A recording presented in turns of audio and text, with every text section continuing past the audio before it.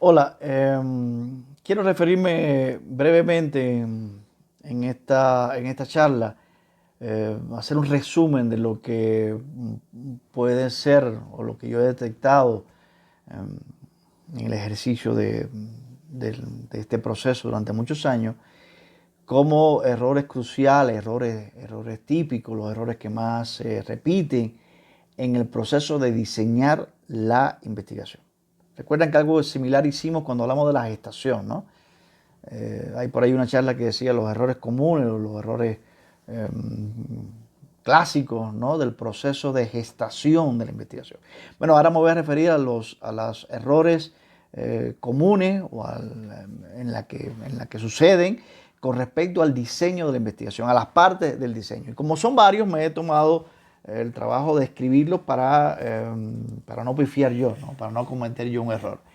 Bueno, lo primero se refiere a la fundamentación de la investigación. Recordarán que la fundamentación de la investigación es un acápite como lo hemos concebido, como yo lo he concebido o como yo lo concibo, que tiene varios aspectos dentro de su contenido. Que tiene que responder a la pregunta: ¿qué investigo? ¿Por qué lo investigo?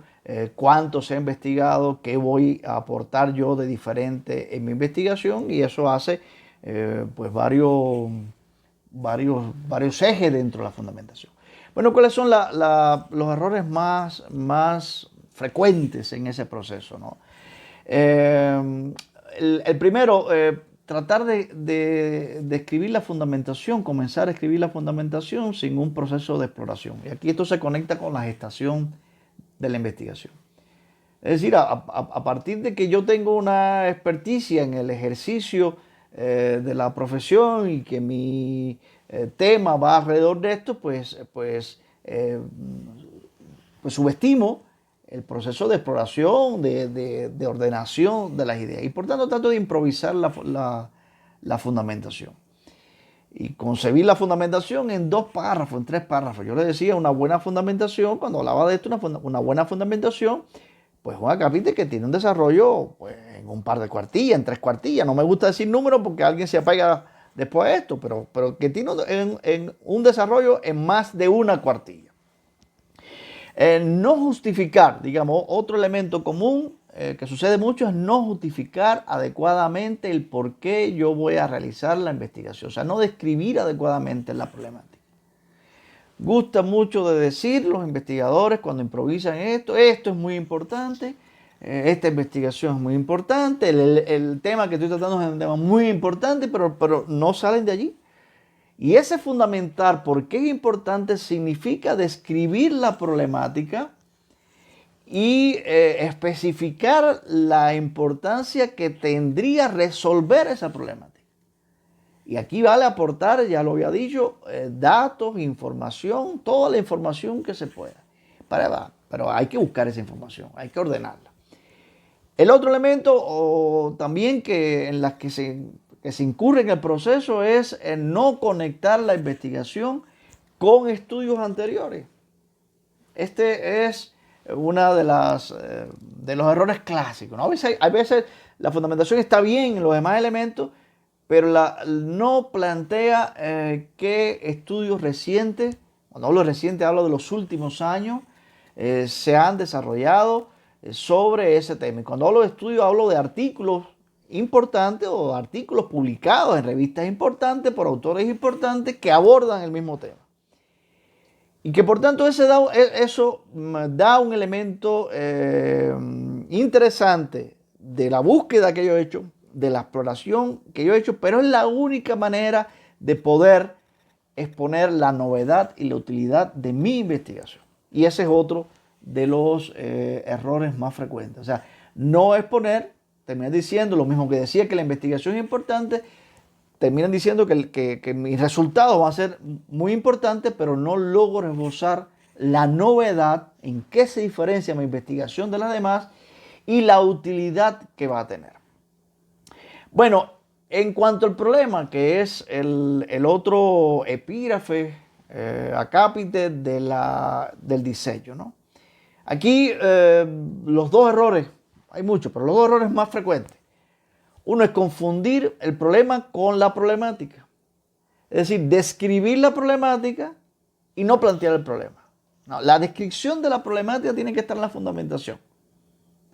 La descripción y la justificación, la exposición de la contradicción científica. Ahora, el problema, hemos dicho, es una ecuación breve que tiene determinados elementos, tiene que reflejar el objeto, las variables de ese objeto y el contexto regional, espacial y temporal en que se va a desarrollar, pero es una expresión, una ecuación, me gusta decir, breve que expresa la problemática que subsume la contradicción científica.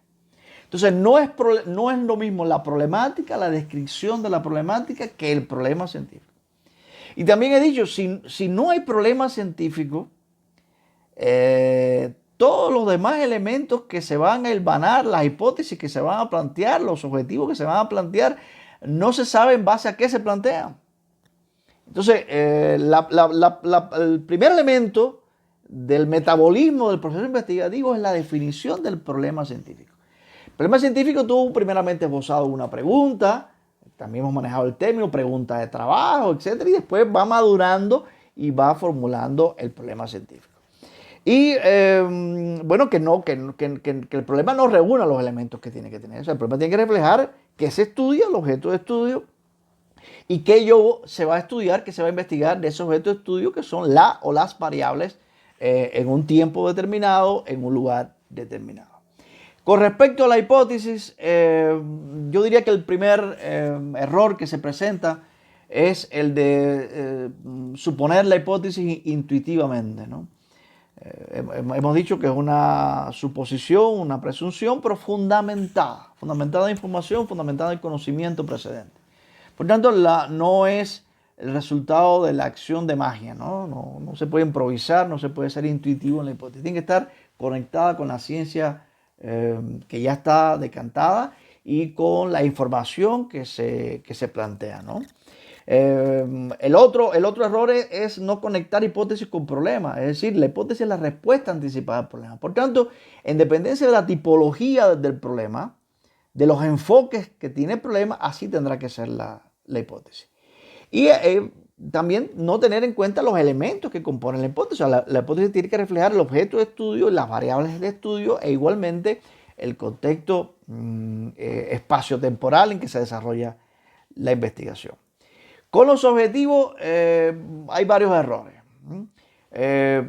Uno, elaborar muchos objetivos. O sea, alrededor de un problema se pueden desarrollar varias acciones cognitivas que es lo que marca el objetivo. Ahora usted tendrá que escoger los que va a desarrollar, las acciones que va a desarrollar en dependencia con el tiempo y la extensión de su investigación para sustentar una tesis de maestría y de doctorado. Ya me he referido a esto, ¿no? Por tanto, puede ser que sea válido para ese problema y para comprobar esas hipótesis, desarrollar n número de acciones de investigación. Pero sin embargo, usted tendrá que seleccionar las más importantes, las imprescindibles para acotar eso en un tiempo. Y eso es lo que hemos estado hablando de los propósitos del investigador. Entonces, lo primero con esto es plantear varios objetivos. Confundir objetivos con tareas. He visto muchas veces como objetivo desarrollar encuestas, n número de encuestas a magistrado, revisar la bibliografía. Esos no son objetivos, son tareas. Son acciones que yo voy a desarrollar para otros objetivos, ¿no? Plantear un objetivo más de un verbo, con lo cual sería más de una acción cognitiva. O sea, los objetivos tienen que ser específicos. Describir y comparar. Ahí hay dos objetivos. Los objetivos, un rasgo, los objetivos tienen que ser específicos. Y por supuesto, no enlazar y que no sea lo suficientemente coherente objetivo, hipótesis, problema. Hemos dicho, y lo reitero, esta es la triada del metabolismo de la investigación. Por tanto, tiene que tener una coherencia, problema, hipótesis y objetivo. Respecto a la definición de conceptos, que es otro de los epígrafes que hemos desarrollado, que planteamos que debe tener un diseño de investigación, es no conectar los conceptos terminológicamente con la ciencia que existe, ¿no? Pretender improvisar los conceptos, ¿no? o utilizar como definiciones, explicaciones muy generales que da el diccionario general, ¿no? O sea, no conectar los conceptos con el caudal de conocimiento que existe en el gremio de la ciencia. En el caso de las investigaciones empíricas, no llevar las variables hasta el nivel de indicadores que permitan medir, evaluar, observar correctamente esas variables. Y con respecto a los métodos, es lo último que voy a referirme, con respecto a los métodos, improvisar los métodos, igual, enumerar los métodos como si fuera un paso formal, sin concebir realmente para qué lo voy a utilizar, en qué capítulo lo voy a utilizar. Recuerden que en la investigación hay que utilizar los métodos que sean suficientes y necesarios para abordar mi problema y demostrar, probar, argumentar las hipótesis que me he planteado. Por tanto, estos son errores comunes que se plantean y que espero, deseo que tú no los repitas. Muchas gracias.